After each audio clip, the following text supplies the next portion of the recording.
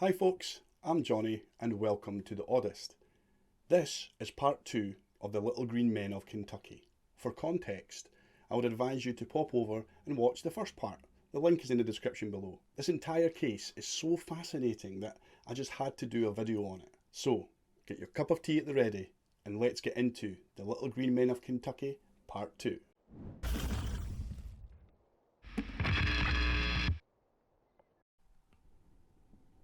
Hello, my name is Dr. David Christie. I received your contact information through a mutual acquaintance who assures me that you are well equipped to investigate peculiar problems.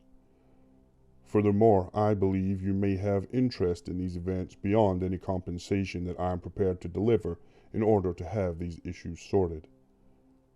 For the past 6 months, I have been living in a rural home located on the border of West Virginia and Kentucky, where my family is nightly assaulted by creatures that I have come to believe are of extraterrestrial origin. These beings appear to be the size and stature of a small child, devoid of any facial features save for large, oily eyes and lipless mouths. They frighten my children by peering through their bedroom windows, chirping at one another. They actively attempt to enter my home in the middle of the night. Last month they took my dog. The police refused to provide any further assistance, attributing the problems to wild animals and forwarding my complaints to the State Game Commission. I believe they are coming from an abandoned mine located on the edge of my property. Though I'm armed, I'm afraid that I'm far too frightened to enter the mine by my lonesome and cannot convince any sympathetic friends to accompany me, though I cannot blame them. I am convinced that the only answer is to collapse the mine. I believe this is where we can be mutually beneficial to one another. If you are prepared to assist me in this matter, I can offer you permission to record and document these events under the condition of anonymity. I can guarantee you evidence of these creatures which I assure you are not wild animals. Please respond ASAP. Thank you. This was an email that had landed in the inbox of a paranormal investigator called Greg Newkirk of the website weekandweird.com on Sunday the 22nd of April 2012. I've also put a link to his story in the description below. Of course, this email was first thought to be some kind of hoax. I'm sure for any paranormal investigator, even this story seems a bit out there. What they couldn't comprehend at this stage was that this was the first step that would lead investigators to one of the most bizarre, intriguing and discussed cases in recent history. Greg Newkirk is an award-winning producer, full-time paranormal investigator and founder of the world's only mobile museum of the unexplained. In other words, he's a professional weirdo. For the last 2.5 decades, Newkirk has been tracking down and investigating cases of high strangeness, ranging from flying saucer crashes to cursed artifacts and everything in between. He's been featured on many TV shows, including The Unexplained with William Shatner, and even assisted Jeff Goldblum over on Disney Plus to find Bigfoot. At the time this email was received in 2012, he was running a ghost hunting team called Ghost Hunters Incorporated, and it was to this website that Dr. Christie's first email was sent. See, there were a few more emails from Dr. David Christie. That was until he seemingly vanished off the face of the earth. Greg replied to the email with a hint of sarcasm, but he was curious. He basically said that he had no experience with explosives or indeed cave goblins. He needed more details from the doc, and hopefully some proof. He never thought that he would get a reply from Dr. Christie. He had just wrote it off as a hoax, until he logged on the very next day, and sitting waiting for him in his inbox was a reply. Thank you for the prompt response. I do not blame you for being skeptical of my story. I appreciate you keeping an open mind about my situation, and I am more than happy to provide you with as much information as I am able. I was given your contact information through a man by the name of Terry Wrist. When these disturbances first began occurring, I was only inclined to confide in a personal friend who I knew had fringe interests. He offered to share my concerns with a man that had dealt with somewhat similar experiences in previous years. I accepted his offer. Within a week, I was informed that this gentleman had long since retired from pursuits of this kind, but was willing to provide me with contacts who may be willing to help. This is how I came to contact you. I do not have any answer as to why, other than a referral and a recommendation from a gentleman I do not know personally. I was under the impression that you would answer that question. I am located in Pike County, just outside the town of Hellier, Kentucky. Hellier is located roughly 30 to 60 minutes from the borders of Virginia and West Virginia, respectively. Most of Pike County is made up of small towns and rural communities. It is not uncommon to go days without seeing my closest neighbors. I moved to this area for the peace and quiet. I have received neither. I have lived in this area for just under 7 months, and in that time the majority of the harassment has occurred within the past 3. I did not become aware of any strangeness until early December, although that is only when I began to keep a record of these events. At first, it was merely strange tracks in the snow around my home. I had initially imagined that they were some kind of animal, though it closely resembled a human footprint minus the heel. At that time, I was under the impression that it was simply a single creature. It wasn't until the weeks later that I began to suspect that I was dealing with a number of what I thought were individuals hazing me upon my arrival to the area. At this point, I was incapable of keeping my dog outdoors overnight. Any attempt to leave her leashed would result in her barking herself hoarse until she was allowed back indoors. In the weeks leading up to this particular evening, I had awoken to find my shed doors open on several occasions, many of my children's toys missing or moved, and my yard in general disarray. I had already given a report to the police, who were making it increasingly clear that they were not interested in my case barring physical harm or large-scale theft. The second week of January, I'm having breakfast with my family when my 5-year-old daughter begins talking about the kids without hair. When my wife inquired about these kids, she informed us that she had spent the previous night watching them play in the yard. As you can imagine, this was of some concern. I asked my daughter what these kids looked like. She told me that they were bald like Grandpa and weren't wearing any clothes. The very same day, I found the wreath that hangs inside our rear porch stuffed into our mailbox. I purchased and installed motion-activated floodlights the following day, and for a time the problem ceased. It wasn't until the end of February that our daughter informed us that the bald kids had returned. I was awoken to the sound of my daughter screaming and rushed to her bedroom only to meet her halfway down the hall. When my wife and I were finally able to calm her down enough to speak, she told us that the kids were trying to peer into her window, but they couldn't reach, and instead had taken to tapping on it. She hasn't slept in her own bedroom since. It was that morning that I phoned the police for the second time, and they responded by finally sending a trooper to our residence. I informed him of the regular mischief, how I was now unable to let my dog outdoors after dusk, and of the bald kids.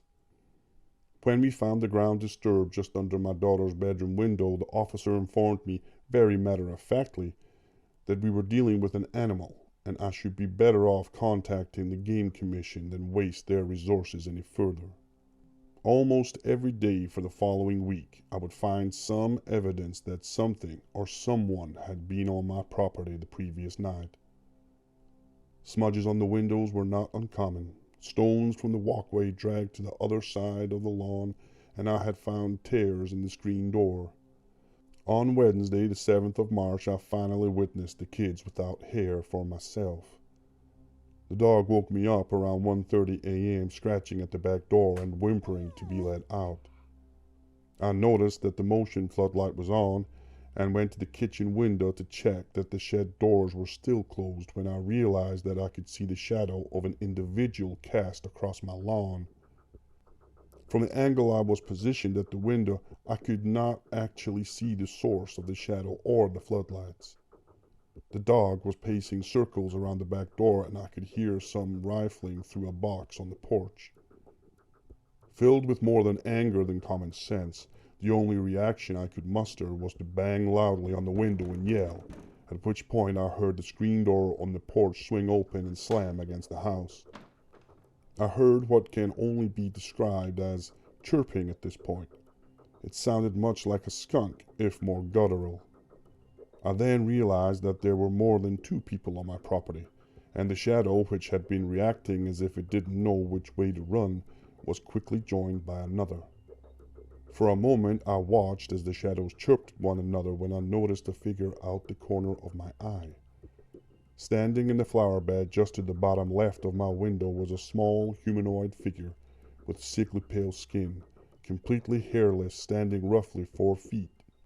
It was looking in the direction of the shadows and had clearly come from around the side of the house opposite the porch and had not noticed me as far as I could tell.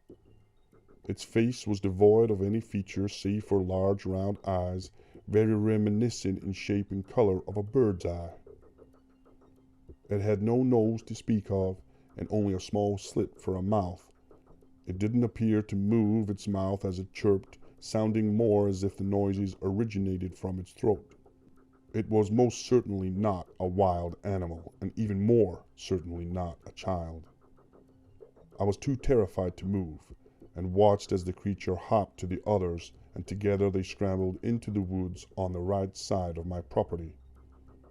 It was clear that there were at least 5 in this group.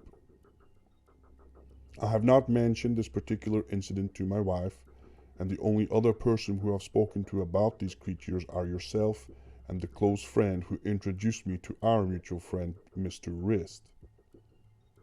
I would prefer to keep things that way and to approach this problem as discreetly as possible. Since that evening, my dog has gone missing from the porch, yet to return, and I can only imagine that his disappearance has to do with these creatures. I've gone looking for him during daylight hours, only to find many of my missing belongings scattered at the entrance to an abandoned mine shaft at the far edge of my property. I don't dare go inside. My friend has convinced me that my experience is similar to that of other visitation experiences, providing me with material and references that back up his claims. I am aware of the outlandish nature of what I've told you, but I am afraid that I have no other explanation for what I have seen, at least at this time. I can see no other option than to seal the entrance to the mine. I cannot achieve this on my own, and I am too frightened to try. I don't dare share this information with others for fear of ruining my career and the reputation of my family. I am prepared to compensate your travel expenses and offer you unrestricted access with whatever recording equipment that you desire, but only on the condition of complete anonymity. Beyond that, I have no other desire than to be rid of this problem. Please inform me of what you would like photographs of and where to send them. Thank you again.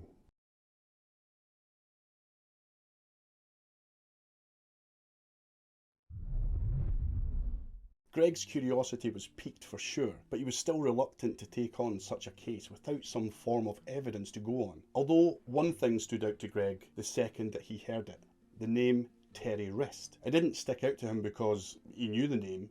The name was fairly unique, so he reached out to a few of his acquaintances in the world of high strangeness and went to work trying to uncover who this Terry Wrist could possibly be. After using the Google machine to see if it could shed some light on this, the name brought up nothing. Well, not nothing. Greg had discovered something that was way too freaky to be mere coincidence. He discovered that the name Terry Wrist appeared in 2 books by the author Alan H. Greenfield. These books are called The Secret Cipher of the Euphonauts and The Secret Rituals of the Men in Black. In each of these books, the author carries out interviews with various people and witnesses, all from various backgrounds and designations. One such individual, who was ex-military, opted to use a pseudonym, Terry Wrist. This just got a heck of a lot weirder, right? Well, hang on to your pants, because it's about to get nuts. In the book The Secret Cipher of the Euphonauts, Terry Wrist claims that he was part of a covert squad of Vietnam War veterans. Their task was to infiltrate and destroy underground alien bases situated in the southern United States. These secret bases would be found at the entrances to various caves and abandoned mines. I can't speak for Greg or anyone else in this position, But for me, if I was the proposed investigator of this case, yes, I'd be intrigued for sure, but one of my main concerns would be on finding this information. It could very well just be a hoax perpetrated by an individual who had read both of Greenfield's books. I mean, so far Greg still hadn't got the proof that he asked Dr. Christie for. However, as we are about to discover, the name Teddy Wrist would pop up again. Just when Greg was about to write the whole thing off again as a hoax, Dr. Christie held up his promise and sent across some photos. My apologies for the time it has taken me to reply to your previous email. The situation at my home had become unbearable and we chose to stay with my wife's family out of state until an appropriate solution can be reached. I am at my wit's end. This afternoon, my brother-in-law and I traveled back to the house for the first time in over a month, as I needed to check on the security of my property and gather some belongings. The house seems relatively untouched, leading me to believe that the creature's motives were driven by the presence of my family. As you requested, I brought a camera back to the property for the purpose of photographic evidence. While my home was free of tampering, I was able to find a trail of prints that matched the size and shape of those previously left by the creatures on my property. The prints lead into the woods behind my home, following a stream that runs near the mine. My brother-in-law, an avid sportsman, cannot identify the tracks despite his skepticism. Perhaps you know of someone better suited to identify these prints. I will be spending the next 2 nights in my home and will send more images should the opportunity present itself. I am looking forward to your thoughts. These photos depicted the strange footprints Christie had described. Although Greg found them intriguing, sure, he had taken David Christie's advice and sent them to a few people who may know more about these types of impressions. The results came back with people generally saying that they have no idea what they could have caused these prints. One thing that is interesting though are the dermal ridges that you can see here in this photo. These are like larger and deeper fingerprints. These are the long ridges on the soles of feet. You can see on this photo here the dermal ridges on the paws of this bear. Like I just said, these are like fingerprints and as such are very difficult to fake. So it would appear that Dr. Christie finally had Greg's attention. He replied to Dr. Christie asking if he could place another object next to the prints and retake the photos. This was so that Greg could get a sense of scale. Then, the next morning, The creatures came out the woods late last evening. I have enclosed photographs taken to the best of my ability given the situation. I have also enclosed photographs of the creature's footprints alongside a measuring stick. My brother-in-law is not as skeptical as he was when we first arrived, and we will be leaving before dark this evening. I look forward to hearing back from you. as you can see from the images of the prints with the ruler there as a reference, they're about half that of an adult human. Each print seemed to have 3 toes, but missing a heel. This would suggest whatever or whoever made them were either walking on the tip of their toes or simply had very small feet. The prints were also bipedal, which would rule out any 4-legged animals as there were no footprints. Either way, the images were compelling and interesting indeed, but that's nothing. You see, Dr. David Christie managed to snap photos of the creatures that caused these prints.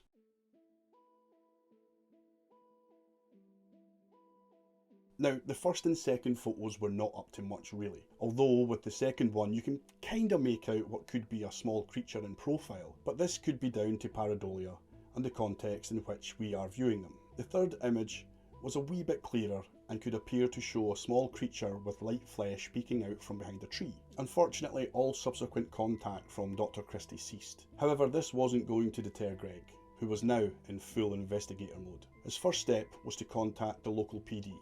Remember, Christie had said that he had contacted the police on several occasions. Surely they would have incident reports or at the very least call logs from those incidents. Hellier itself didn't have its own police station, so instead Greg reached out to the nearest state police department. So, full disclosure, at this point in my research I honestly thought, nah, Greg's going to find out that no such calls existed.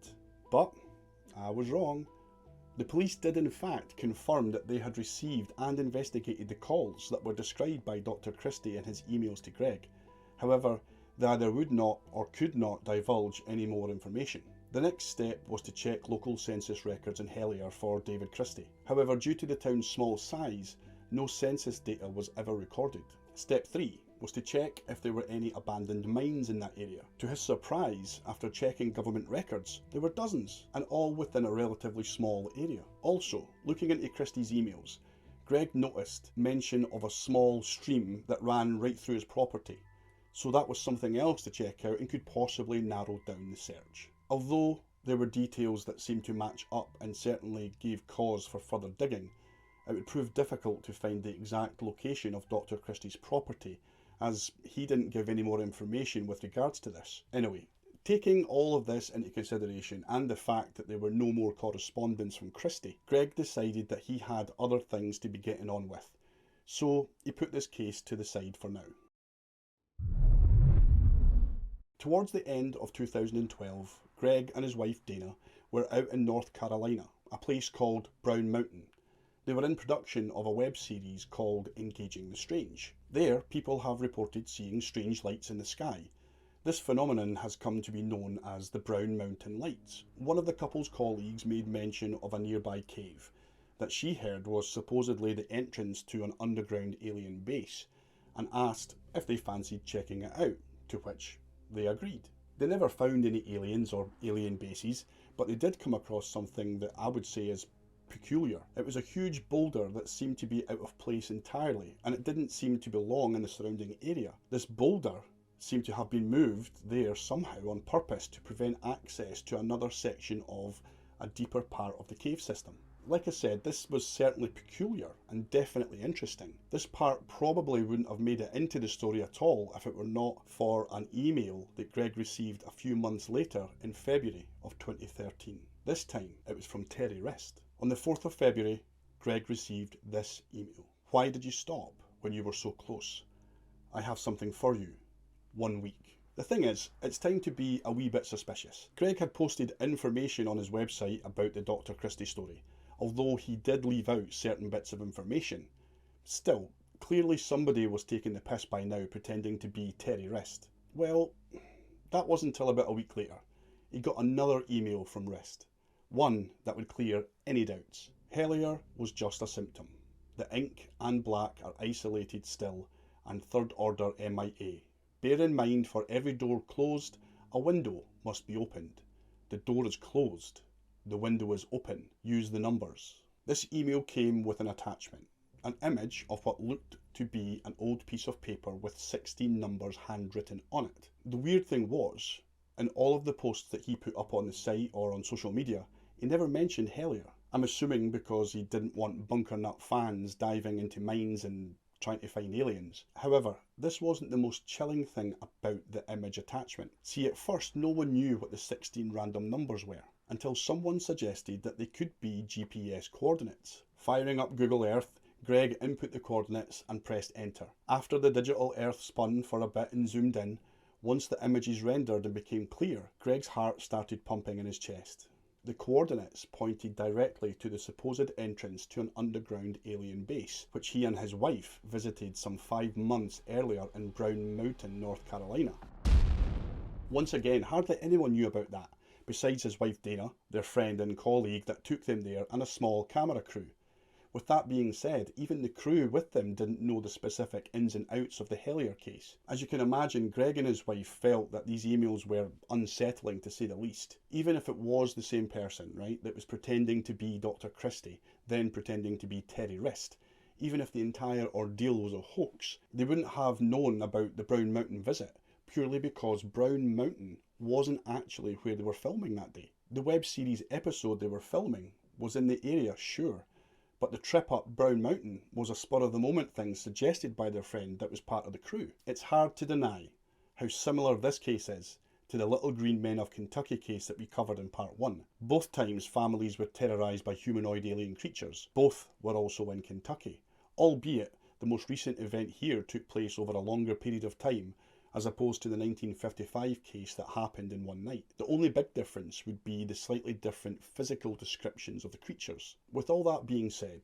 it's been theorised in the past, and also mentioned by Greg himself, that this could be a form of suit or mechanical armour worn by the creatures. That's why there was the sound of metal when they were shot back in Hopkinsville. I recall reading about alien cases growing up, and it was often thought that they were some form of suit, whether it be mechanical or organic, or a hybridisation of both. From what I can gather from my own research is that many of the southern states, and more so Kentucky, have tons of these cave systems, many of them in and around the hills and mountains that run off the Appalachian Trail. Over the years, sightings of similar creatures have actually been fairly common, and in fact the phrase "little white men of Kentucky" is used often to describe these encounters or sightings. One of these encounters occurred in 1990. A 14-year-old lad named Donald Patton was outside playing on his family's property in the east of Kentucky. Donald was hanging around in a field of large rocks and boulders that were perched on a wee hill. The entire property was surrounded by a wooden fence. He was just sat there, lobbing rocks into the middle of the boulders. Normally, he would hang out with his cousin Eric, but this day, he was there alone, so he had to make his own fun. It was starting to get dark, and it was around 7 p.m. Donald was perched on a large boulder when his father came out of the house and yelled, "You boys get back in here, it's getting late." Donald leapt from the boulder and made his way towards his father, but his dad seemed angry and his gaze fixed on the rocks. He shouted one more time, "Eric, move, get down here." As Donald got up to where his dad was standing yelling, he was like, "Dad, who are you shouting at? I'm here alone." His dad would ask him, well, if that were true, then who were the other kids standing with him? His father would later explain that when he exited the house, he saw Donald sitting on the rock, sure, but just behind him were two other kids that were all dressed in white and were around 3 feet tall. When he had called out, the two strange figures had immediately bolted behind one of the small outbuildings. He told his son, "They were standing there, looking right down your shirt collar." Oofed. Greg surmised that the case back in 1955 may have been the start of this phenomenon.